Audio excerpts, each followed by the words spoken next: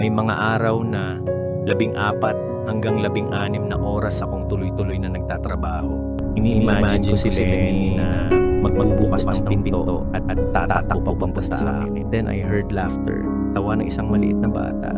"Daddy!" Tumakbo siya diretso papunta sa Welcome back sa Tea with Nuna.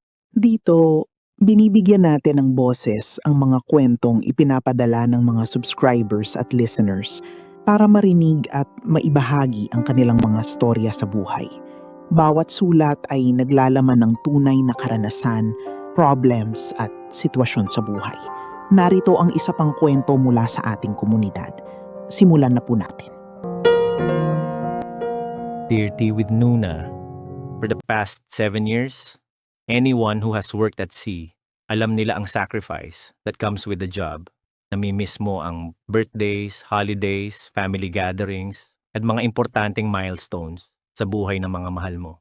Ilang buwan ka sa gitna ng dagat, malayo sa mga mahal mo sa buhay. Pero lagi kong sinasabi sa sarili ko na magiging sulit ang lahat ng ito. Ginagawa ko yun para sa future ko. Ginagawa ko yun para kay Lenny. Halos 3 taon na kaming magkasintahan bago ako sumakay para sa huli kong kontrata. Madalas naming pag-usapan ng kasal. Nangangarap kaming magkaroon ng maliit na bahay, bumuo ng pamilya, at magsimula ng buhay na magkasama. Nang pumirma ako ng 3 taon sa kontrata, umiyak si Lenny sa airport. Naalala ko pa kung paano ko hinawakan ang mga kamay niya at nangakong pagbalik ko, mag-iiba na ang lahat. Sana ito na ang huling mahabang kontrata ko. Sabi ko sa kanya, pagbalik ko, magpapakasal na tayo. Ngumiti si Lenny kahit umiiyak siya at nangakong hihintayin niya ako. Sa loob ng 3 taon, mas naging mahirap ang buhay ko sa barko. May mga araw na 14 hanggang 16 na oras akong tuloy-tuloy na nagtatrabaho. May mga linggo na halos wala na akong lakas kahit para matulog.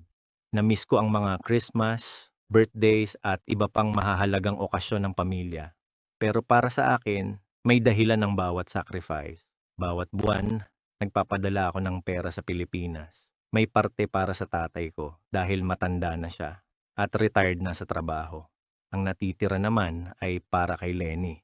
Gusto kong maging komportable ang buhay niya habang wala ako. Kapag may kailangan siya, nagpapadala ako ng extra. Kapag sinasabi niyang kapos siya sa budget, dinadagdagan ko.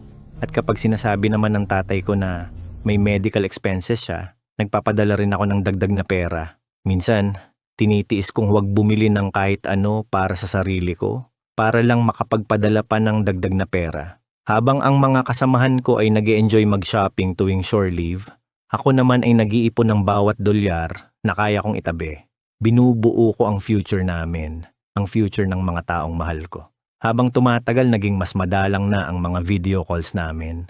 Nung una, inisip ko na baka busy lang kami pareho. Pagkatapos, sinisi ko ang mahinang internet connection. May mga pagkakataon na ilang oras bago sumagot si Lenny sa mga message ko. Minsan naman, distracted ang tatay ko tuwing magkausap kami. Lagi sinasabi sa akin, huwag ka nang mag-alala. Mag-focus ka na lang sa trabaho mo. Nag-focus talaga ako sa work ko para sa babaeng pinapangarap kong pakasalan. At isa naman ay ang sarili kong ama. Habang papalapit ang pagtatapos ng kontrata ko, lalo akong na-excite, ilang buwan akong nag-countdown ng mga natitirang araw. Nagdesisyon pa nga akong huwag sabihin kahit kanino ang eksaktong date ng pag-uwi ko. Gusto ko silang sorpresahin. Ini-imagine ko si Lenny na magbubukas ng pinto at tatakbo papunta sa akin. Ini-imagine ko rin na sa wakas, mapag-uusapan na namin ang kasal at makakapag-set na kami ng wedding date. At iniisip ko rin kung gaano magiging proud ang tatay ko na lahat ng sakripisyo namin ay nagbunga na. Pagdating ng araw ng pag-uwi ko, dumaan muna ako sa flower shop. Binilhan ko si Lenny ng paborito niyang bulaklak. Pagkatapos, tumakay ako ng taxi diretso sa bahay nila. Habang papalapit kami, lalo akong na-excite. Pero pagdating ko roon, napakunot noo ako. Wala namang mas batang kapatid si Lenny. Hindi ko maintindihan kung bakit parang puro gamit ng bata ang nakikita ko sa paligid. Then I heard laughter. Tawa ng isang maliit na bata.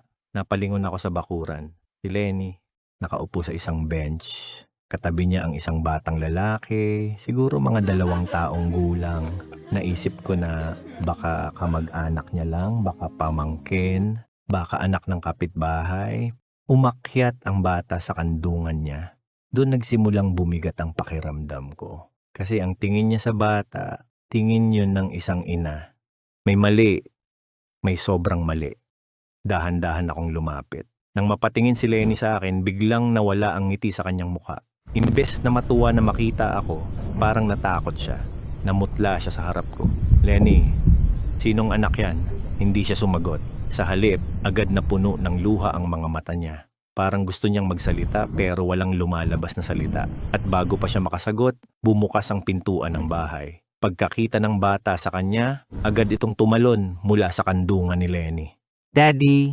Tumakbo siya diretso papunta sa tatay ko. Napatigil ako. Napatigil din ang tatay ko nang makita niya ako. Nagsimulang umiyak si Lenny. Samantalang, mahigpit na niyakap ng bata ang mga binti ng tatay ko. At muling sumigaw ng, Daddy! May mali. May sobrang mali. Ang mga missed calls, ang paglayo ni Lenny, ang mga dahilan at palusot, ang mga lihim na hindi ko nakita. Habang nagtatrabaho ako sa kabilang panig ng mundo, habang buwan-buwan akong nagpapadala ng pera sa kanilang dalawa, habang nag-sacrifice para sa future naming lahat, ang dalawang taong pinagkatiwalaan ko, ang siyang nagtaksil sa akin. Hindi ito nangyari ng isang beses lang, hindi ito simpleng pagkakamali. Years itong nangyari. Years nila akong niloko. Nakatayo lang ako roon, hawak pa rin ng mga bulaklak. Hindi ko na maalala kung kailan ko nabitawan ang mga bulaklak. Hindi ko na rin maalala kung ano ang sinabi ko. Ang tanging naaalala ko ay ang pagtalikod at paglalakad palayo. Mula noon, paulit-ulit silang humihingi ng tawad. Pareho nilang sinasabing, nangyari lang. Pareho nilang sinasabing, hindi nila planong umabot sa ganito. Ang isang relasyon ay hindi basta na lang nangyayari. At ang isang bata ay hindi basta na lang sumusulpot. Hindi ito isang maling desisyon. Ito ay libo-libong maling desisyon. Now I feel lost. I don't know how to forgive my father. I don't know how to forgive Lenny. And honestly, I don't know if I want to. Kaya ang tanong ko, paano ka ba magmo-move forward kapag yung mga taong pinag-sacrifice mo ng lahat, sila pa mismo ang sumira ng tiwala mo? Sincerely, ang sailor na wasak ang puso. Dear Mr. Sailor, saludo muna ako sa'yo. Yung letter mo malalim at mabigat sa puso. Walang easy answer sa pinagdadaanan mo. What happened to you is a deep betrayal. And normal lang na you feel anger, grief, confusion, and even numbness all at the same time.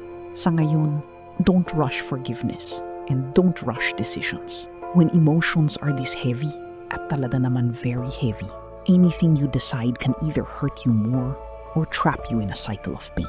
Give yourself space muna, physically and emotionally. Lumayo ka sa kanila. Healing starts when hindi ka na constantly exposed sa explanations, excuses, and emotional pressure nila. Hindi mo kailangang i-fix agad ang relasyon. You don't owe immediate reconciliation sa kanila. What you owe yourself is clarity and peace of mind. Siguro, sa paglipas ng panahon, you may forgive. One day, you may not. Both are valid. Time heals or time forgets. Darating ang sagot in time. Pagklaro na isipan mo. Take your time to heal. Do not rush. Ang focus mo ay choosing yourself again. After years of choosing everyone else, choose yourself muna. Your sacrifices are real. Ikaw ang main character. Ikaw ang sentro. Rebuild your life on your terms, not on people who broke your trust. Thank you for sending in your letter. Very grateful ako na you value my input at mga payo. Pero of course, nasa iyo pa rin ang final decision. And whatever that decision may be, sana yung ikabubuti para sa'yo at hindi nakakasama sa ibang tao. Okay, to my subscribers and listeners, if you want your story to be heard, please send it sa email link below. Give encouragement or advice po to the letter sender sa comment section. Respeto lang po tayo. To comment po sa story, sana nakasubscribe po kayo. Salamat po.